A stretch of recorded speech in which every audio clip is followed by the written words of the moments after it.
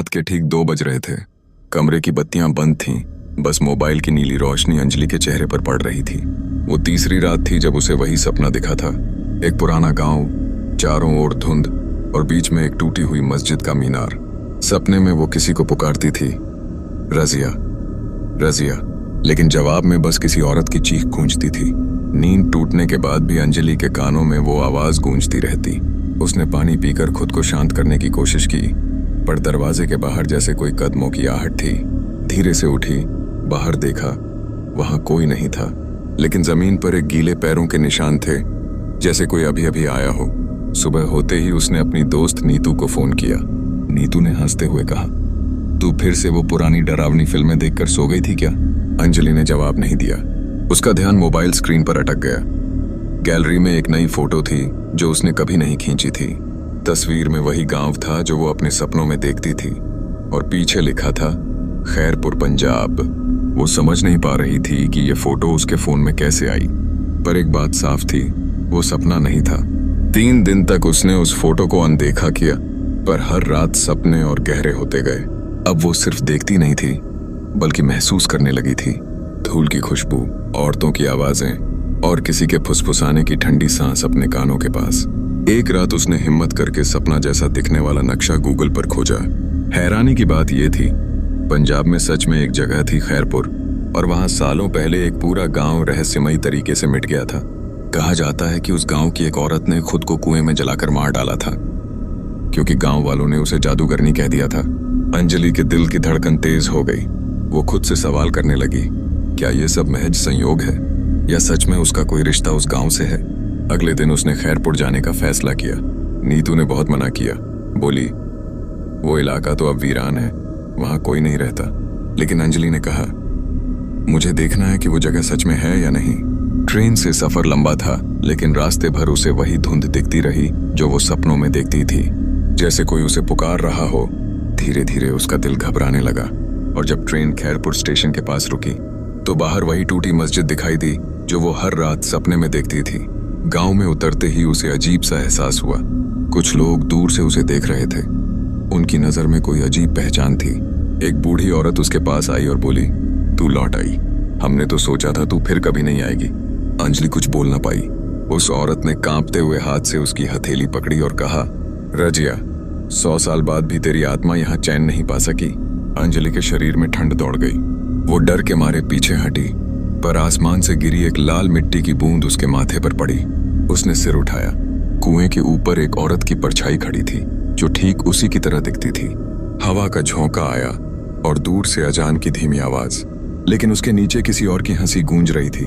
अंजलि जैसे ही खैरपुर गांव में कदम रखती है, उसके दिल की धड़कन तेज हो जाती है। हवा में कुछ अजीब गंध थी, जैसे पुराने कब्रिस्तान की मिट्टी और जली लकड़ी की महक मिली हो। गांव सुनसान था, पर हर घर की खिड़की और दरवाजे से उसे लगता कि कोई उसे देख रहा है। अचानक उसकी नजर एक पुराने हवेली पर पड़ी। हवेली टूटी फूटी थी, पर जैसे भीतर से रोशनी झांक रही हो। अंजलि ने धीरे धीरे कदम बढ़ाए और हवेली के अंदर घुसी। वहां का वातावरण ठंडा और भारी था। दीवारों पर पुराने चित्र थे, जिनमें लोग अजीब मुद्राओं में खड़े थे। उसके पैर रुक रुक कर चलते रहे। हवेली के सबसे गहरे कमरे में उसने एक टूटी हुई तस्वीर देखी। तस्वीर में वही औरत थी, 100 साल पहले की अंजलि, लेकिन तस्वीर में उसकी आंखें खाली और डरावनी थीं। तभी पीछे से एक आवाज आई, तू वापस आ गई। अंजलि घबराई और मुड़ी। वहां कोई नहीं था। फिर अचानक हवा के झोंके से तस्वीर हिली और उसके चेहरे पर धूल गिर गई। उसने महसूस किया कि यह कोई आम हवेली नहीं है। जैसे ही वह आगे बढ़ी, उसने एक पुरानी डायरी का पन्ना देखा। डायरी में लिखा था, 100 साल पहले अंजलि को गांव वालों ने जादूगरनी समझ लिया था। लोग डरते थे, लोग उसे दोष देते थे। एक रात उसने अपनी ही हाथों से एक लड़की की मदद की कोशिश की, पर वह लड़की मर गई। गांव वालों ने उसे दोषी ठहराया और कहा, तुझ में आत्मा भी नहीं बची। अंजलि के हाथ कांपने लगे। उसने देखा कि डायरी में उसकी अपनी लिखावट जैसी नजदीक थी, पर कैसे? ये तो उसकी पुरानी जिंदगी का सच था। जैसे ही अंजलि ने उस पन्ने को पलटा, हवेली के भीतर किसी ने जोर से दरवाजा बंद किया। अंजलि की धड़कनें बढ़ गईं। उसने पीछे देखा, पर कोई नहीं था। लेकिन कमरे के कोने में एक परछाई हिली और धीरे धीरे एक औरत का चेहरा दिखाई दिया।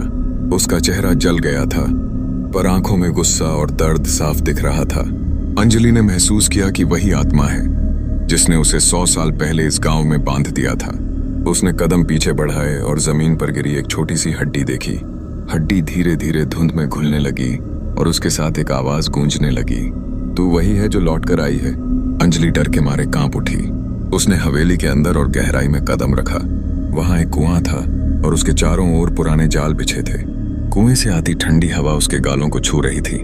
उसे समझ में आया कि यही जगह थी जहां 100 साल पहले उसकी आत्मा ने खुद को बांधा था। तभी हवेली की दीवारों से फुसफुसाहट शुरू हो गई। आवाजें इतनी स्पष्ट थीं कि अंजलि की नींद हर रात क्यों टूटती थी। अब उसे समझ में आया, गांव के लोग जो उसे पहचानते थे, औरत जो अपने जले हुए चेहरे के साथ उसे देख रही थी, सब एक ही सच बता रहे थे। अंजलि की आत्मा कभी चैन नहीं पा सकती। अंजलि को अचानक एहसास हुआ कि जिस लड़की की मौत उसने रोकने की कोशिश की थी, उसकी आत्मा अब उसी हवेली में कैद है। और अब हर उस इंसान पर जो खैरपुर में कदम रखता है, वही आत्मा नजर रखती है। रात ढलते ही हवेली के अंदर हल्की रोशनी चमकने लगी।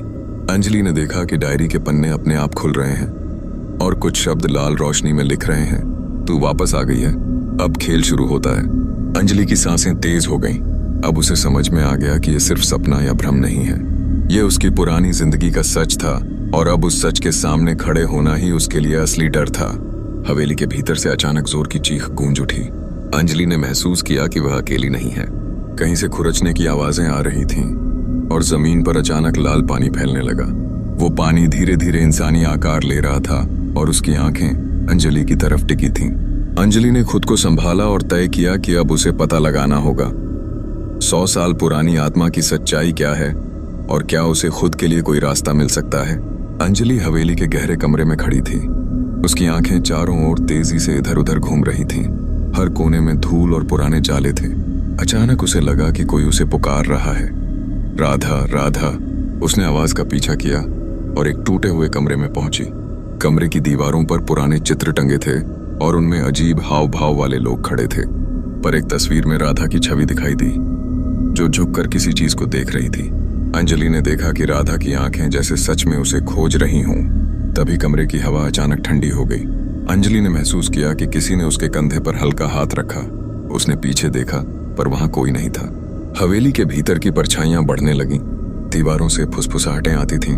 अंजलि लौट आई, अंजलि लौट आई। उसने झट से देखा कि जमीन पर पुराने जाल और खून के धब्बे बने हुए थे। वह समझ गई कि कोई और जान गंवा चुका है। खैरपुर गांव में फिर से मौत हो गई थी। अंजलि ने महसूस किया कि यही जगह वही आत्मा है जिसकी शक्ति 100 साल से गांव पर छाई हुई थी। जैसे ही वह आगे बढ़ी, हवेली की एक खिड़की से लाल रोशनी चमकी। उसकी नजर गई तो उसने देखा कि राधा खिड़की के बाहर खड़ी थी, पर राधा का चेहरा पीला और भयभीत था। उसकी आंखें खाली और डरावनी थीं। अंजलि ने दौड़कर उसे पकड़ने की कोशिश की, लेकिन राधा अचानक गायब हो गई। उसकी जगह हवा में हल्की फुसफुसाहट गूंजने लगी।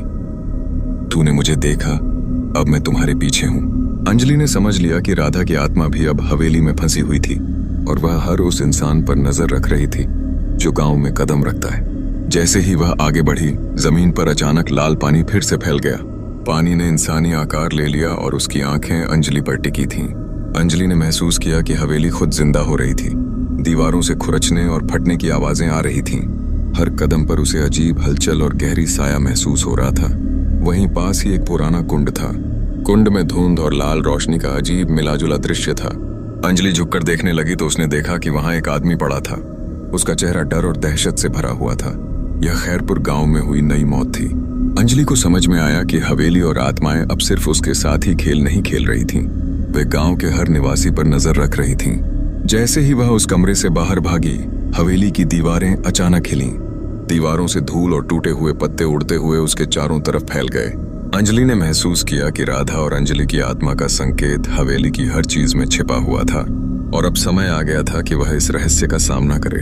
हवेली की खिड़कियों से एक ठंडी हवा का झोंका आया। उस हवा में अजीब आवाजें थीं। तू अब भाग नहीं सकती।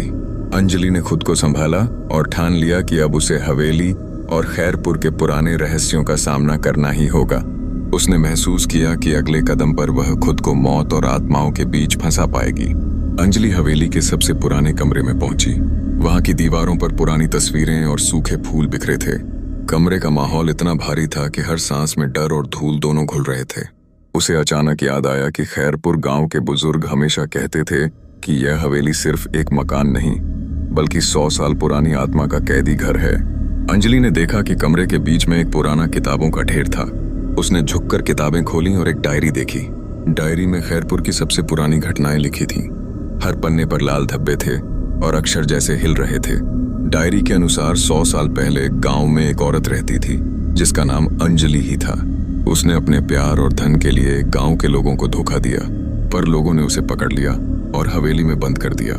उस समय उसके साथ एक बड़ा हादसा हुआ। आग लग गई और अंजलि मर गई, लेकिन उसकी आत्मा हवेली में फंसी रही। अंजलि ने महसूस किया कि यही आत्मा अब हर साल गांव में मौत का कारण बनती है। उसकी ताकत हवेली की दीवारों और खिड़कियों में समा गई थी। जो भी हवेली में कदम रखता, उसकी आत्मा उसे अपनी जाल में फंसा लेती। अंजलि ने जैसे ही दीवारों की ओर देखा, उसे महसूस हुआ कि दीवारें सांस ले रही थीं। पुरानी तस्वीरों में से चेहरे हिल रहे थे। हवेली खुद जिंदा थी और अंजलि की आत्मा की ताकत हर कमरे में फैल रही थी। उसी समय हवा में एक फुसफुसाहट गूंजने लगी। तुमने मुझे देखा, अब तुम मेरे पास हो। अंजलि ने महसूस किया कि यह आवाज उसकी खुद की थी या हवेली की। डर और सस्पेंस ने उसके पूरे शरीर को पकड़ लिया। हवेली की पुरानी सीढ़ियों से लाल रोशनी फूट रही थी। जैसे ही उसने सीढ़ियां चढ़ना शुरू किया, उसे लगने लगा कि किसी ने पीछे से उसका हाथ पकड़ लिया है। वह पलट कर देखी तो वहां कोई नहीं था, पर हर कदम पर जमीन से खून की हल्की परत उठ रही थी। अंजलि ने डायरी में लिखा हुआ पढ़ा, जो भी इस हवेली की आत्मा का सामना करने आएगा, उसे अपनी हिम्मत और चालाकी से आत्मा की शक्ति को समझना होगा। यदि कोई डर जाएगा तो हवेली उसे अपनी जाल में हमेशा के लिए कैद कर देगी। अंजलि ने महसूस किया कि खैरपुर का यह श्राप केवल हवेली तक सीमित नहीं था, पूरा गांव इससे जुड़ा हुआ था। आत्मा की ताकत गांव के हर कोने में फैल चुकी थी। जो भी उस साल हवेली में कदम रखता, उसकी आत्मा हवेली में फंस जाती और गांव में नई मौत होती। अंजलि ने खुद को संभाला और तय किया कि अब वह इस आत्मा का सामना करेगी। हवेली की पुरानी खिड़कियों से अजीब रोशनी बाहर आ रही थी। हर रोशनी के साथ धुआं और छायाएं हवेली के कमरों में फैल रही थीं। अंजलि ने महसूस किया कि वह अकेली नहीं थी। वहां कई परछाइयां उसे घेर चुकी थीं। वह आगे बढ़ी और हवेली के सबसे बड़े कमरे में पहुंची। कमरे में एक पुरानी शीशे की खिड़की थी। उस खिड़की में अंजलि की अपनी परछाई थी, पर उसका चेहरा नहीं था। वहां केवल 100 साल पुरानी आत्मा का चेहरा था। आंखें लाल, चेहरा डरावना और हाव भाव किसी जिंदा प्रेत की तरह। अंत में अंजलि ने महसूस किया कि हवेली और आत्मा दोनों उसकी परीक्षा ले रही थीं। यदि वह डरती या भागती तो खुद उसका नाम अगले पन्ने पर लिखा जाएगा। अब समय आ गया था कि वह अपनी हिम्मत और बुद्धि का इस्तेमाल कर हवेली और आत्मा का सामना करे। अंजलि हवेली के सबसे बड़े हॉल में पहुंची। कमरे की छत से धुआं और धुंध जैसी परतें गिर रही थीं। हवेली का पूरा वातावरण गहन और भयावह था। वह जान चुकी थी कि अब कोई भी पीछे हटने का समय नहीं था। रजिया की आत्मा 100 साल पुरानी उसकी हर चाल पर नजर रख रही थी। हवा में अचानक चीखें गूंज उठी। अंजलि ने महसूस किया कि यह सिर्फ उसकी कल्पना नहीं थी। रजिया की आत्मा अब पूरी तरह जिंदा थी। उसकी शक्ति हवेली में फैल चुकी थी। दीवारें हिल रही थीं, फर्श से रक्त की हल्की परत उठ रही थी और पुराने चित्रों के चेहरे अब जीवित प्रतीत हो रहे थे। अंजलि ने अपनी हिम्मत को जमा किया और धीरे धीरे हवेली के बीचों बीच लगी पुरानी अग्नि से भरी चूल्हियों की ओर बढ़ी। डायरी में लिखा था कि यदि कोई इस चूल्हे को चालाकी और धैर्य से इस्तेमाल करे तो वह आत्मा को अस्थायी रूप से रोक सकता है। जैसे ही अंजलि ने चूल्हे को जलाया, रजिया की आत्मा चिल्लाई। उसकी आवाज इतनी तेज थी कि हवेली की खिड़कियों के कांच टूटने लगे, पर अंजलि ने डरी नहीं। उसने अपनी बुद्धि और साहस से आग की लपटों को नियंत्रित किया और आत्मा को चूल्हे की शक्ति में फंसाया। रजिया की आत्मा ने अंतिम कोशिश की। उसकी लाल आंखों ने अंजलि को अपनी ओर खींचने की कोशिश की। अंजलि ने महसूस किया कि केवल डर से आत्मा को हराया नहीं जा सकता। उसे आत्मा के गहरे दुख और उसका अतीत समझना होगा। अंजलि ने धीमे स्वर में कहा कि अब वह रजिया की पीड़ा को समझ चुकी है। उसकी गलतियों की सजा अब पूरी हो चुकी है। आत्मा ने एक अंतिम चीख के साथ हवेली की दीवारों में समा गई। हवेली की सभी खिड़कियां, दरवाजे और कमरे अचानक शांत हो गए। अंजलि ने महसूस किया कि रजिया की आत्मा अब मुक्त हो चुकी है। हवेली का डर अब खत्म हो चुका था। गांव के लोग अब धीरे धीरे बाहर आए और उन्होंने देखा कि हवेली अब सामान्य दिख रही थी। कोई अजीब धुआं, कोई डरावनी परछाई नहीं थी। अंत में अंजलि ने निर्णय लिया कि वह इस जगह को कभी नहीं छोड़ेगी। उसने हवेली को एक सुरक्षित जगह बनाने का प्रण लिया ताकि भविष्य में कोई भी आत्मा फिर कभी गांव को डराए नहीं। रजिया की आत्मा की वापसी ने यह साबित कर दिया कि डर और शक्ति केवल सहने और समझने से ही हराया जा सकता है। अंजलि ने हवेली की पुरानी दीवारों और फर्श को साफ किया और गांव के बच्चों और बुजुर्गों को यह कहानी सुनाई। अब हवेली सिर्फ एक स्मृति थी, डर नहीं। आत्मा अब शांति में थी और अंजलि ने साबित कर दिया कि साहस और समझदारी से किसी भी प्रेत की ताकत को नियंत्रित किया जा सकता है। गांव वालों ने उसे धन्यवाद कहा और अंजलि ने महसूस किया कि सपनों का गांव अब उसकी हिम्मत और बुद्धि का प्रतीक बन चुका था। कहानी यह बताती है कि आत्मा चाहे कितनी भी शक्तिशाली क्यों न हो, अगर इंसान डर, समझ और साहस के साथ उसका सामना करे तो हर भय को हराया जा सकता है।